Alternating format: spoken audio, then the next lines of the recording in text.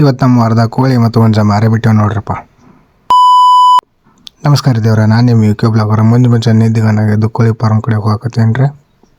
ಕೋಳಿ ಫಾರ್ಮ್ದಾಗ ಹೋಗಿ ಕೋಳಿ ಕೆಲಸ ಎಲ್ಲ ಮುಗಿಸ್ಕೊಂಡ್ಬಿಟ್ಟು ನೋಡ್ರಪ್ಪ. ಮನೆ ಕಟ್ಟಿ ಇಟ್ಟು ಹೋಗಾಕತ್ತೇನು ರೀ. ಮನೆಗೆ ಹೋಗಿ ಮತ್ತು ವಾಪಸ್ ಊರಾಗ ಬರೋಣ ನಮ್ಮ ದೋಸ್ತ ಗಂಟು ಬಿದ್ದರೆ ಅಲ್ಲಿದ್ದು ನಾನು ಮತ್ತು ನಮ್ಮ ಇನ್ನೊಬ್ಬ ದೋಸ್ತ ಕರ್ಕೊಂಡು 3 ಮಂದಿ ಕೂಡಿ ಮತ್ತು ಕೋಳಿ ಫಾರ್ಮ್ ಕಡೆ ಹೋಗಾಕತ್ತೇವೆ ರೀ. ನಾವು ಎಲ್ಲಿ ಹೋದ್ರು ಮತ್ತು ತ್ರಿಮೂರ್ತಿಗಳು ಇದ್ದಂಗೆ ಎಲ್ಲಿ ಬೇಕಾದಂಗೆ ಹೋಗ್ತೇವೆ ರೀ. ನಾವು 3 ಮಂದಿ ದೋಸ್ತರು ಕೂಡಿ ಕೋಳಿ ಫಾರ್ಮ್ ಕಡೆ ಹೋಗಿದ್ದೀವಿ ರೀ. ಕೋಳಿ ಫಾರ್ಮಿಗೆ ಎದಕ್ಕಪ್ಪ ಅಂದ್ರೆ ಕೋಳಿ ತೊಗೊಳಕ್ಕೆ ಡೀಲರ್ಗಳು ಇಟ್ಟು ಬಂದೇವೆ ರೀ. ಅದ್ರ ಸಂಬಂಧ ಮತ್ತು ಅಲ್ಲಿದೆಲ್ಲ ಕೆಲಸ ಇಟ್ಟು ಮುಗಿಸ್ಕೊಂಡು ಮತ್ತು ಬೇಕ್ರಿಗೆ ಇಟ್ಟು ಬಂದೇವೆ ರೀ.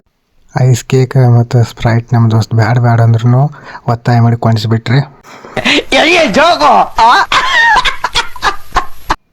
ನಮ್ಮ ದೋಸ್ತ ಅಷ್ಟಿಂಗ್ ಕುಡಿಯಾಗ ಅವನಿಗೆ ಸೈಡ್ ಸಿಗ್ತಂದು ಕುರ್ಕುರ್ ಚೀಲ ಒಂದು ತೊಗೊಂಡಿದ್ದು ನೋಡ್ರಿಪ್ಪ.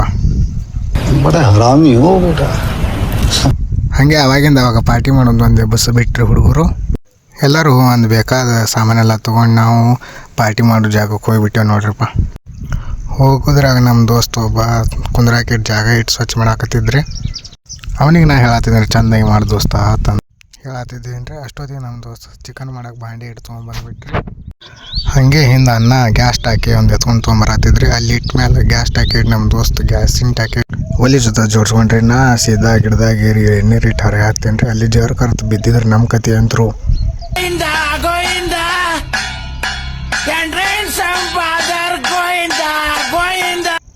ಬೇಕಾದಷ್ಟು ಎಳ್ನೀರು ಇಟ್ಟು ಹರಿದು ಬಿಟ್ಟಿವ್ರಿ.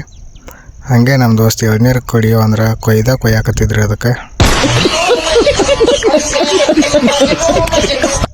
ಹಂಗೆ ನಮ್ಗೆ ಇಟ್ಟು ಕುಡಿಯಾಕಿಟ್ಟು ಗುದ್ದ ಹೊಡೆದು ಕೊಟ್ರಿ. ನಾ ಅವನ ಕಡೆ ಕಸ್ಕೊಂಡು ಗಟ ನೀರು ಕುಡಿಯಾಕತ್ತೀನಿ ರೀ.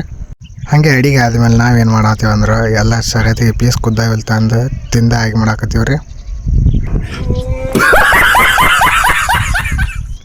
ಆಮೇಲೆ ಎಲ್ಲರೂ ಕುಡಿ ಊಟ ಇಟ್ಟು ಮಾಡ್ಕೊಂಡೇವ್ರಿ.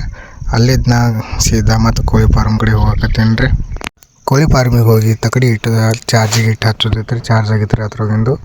ಅಷ್ಟೊತ್ತಿಗೆ ನಮ್ಮ ತಮ್ಮಗಳು ಕೋಳಿ ಹಾರಾಗ ಬಂದಿರಿ. ಅಷ್ಟೊತ್ತಿಗೆ ಕೋಳಿ ಗಾಡಿ ನೀವು ಬಂದುಬಿಟ್ಟಿತ್ತು ರೀ. ನಾವೆಲ್ಲ ಲೇಟ್ ಮಾಡೋದು ಬ್ಯಾಡ್ತಂದ್ರಿ. ಎಲ್ಲ ಕೋಳಿ ಹಿಡಿದು ದಡ ಹಿಡ್ಕೊಂಡು ಬಾಕ್ಸ್ದಾಗ ತುಂಬತ್ತೇವೆ ರೀ.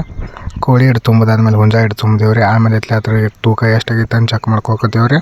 ಚೆಕ್ ಮಾಡ್ಕೊಂಡು ಆದಮೇಲೆ ಎಲ್ಲ ಸೇರಿ ಪೂರಾ ಒಂದು ಗಾಡಿಯಾಗ ಪ್ಯಾಕ್ ಮಾಡಿಬಿಟ್ಟೇವೆ ರೀ. ಕೋಳಿ ಗಾಡಿಗೆ ಕಳಿಸಿ ನಾವೇ ಇಟ್ಟು ಹೋಗಾಕತ್ತೇವೆ ರೀ. ಲೇಟ್ ಆಗಿತ್ತು ರೀ ಭಾಳ ತಂದ್ರಿ. ಅದ್ರ ಸಂಬಂಧ ಸಿಗೋಣ ನಾಳೆ. ಟಾಟಾ ಬಾಯ್. ಅಲ್ಲಿ ತನಕ ಫಾಲೋ ಮಾಡ್ಕೊರಿ, ಶೇರ್ ಮಾಡಿರಿ, ಕಮೆಂಟ್ ಮಾಡಿರಿ.